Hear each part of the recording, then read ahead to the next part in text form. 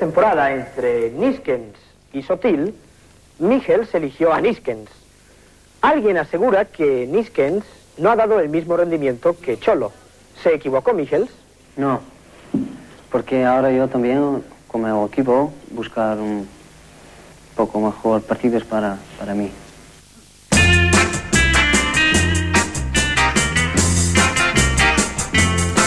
Aquesta és la seva arribada a l'aeroport amb una camisa que denota que ja han passat 24 anys, i les modes han canviat una miqueta. No, la camisa, aviam qui la té, la camisa aquesta, no? Aquí una roda de premsa amb Theo Stolz, i aquest d'esquenes, Déu-n'hi-do també la camisa, Johan Cruyff, que el van a buscar a l'aeroport.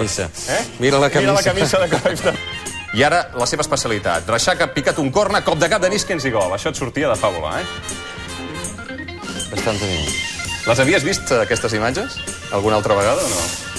Algunes veces sí, però tantes goles no. No, Aquí el tenen, fixin-se la jugada. Niskens amb la pilota, mig del camp, i li diu amb la mà a algú, vés-te'n, vés-te'n, vés-te'n, vés-te'n.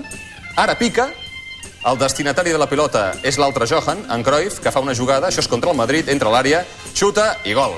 Gol del Barça. Una col·laboració dels dos Johans, amb celebració inclosa, i naturalment el públic contentíssim.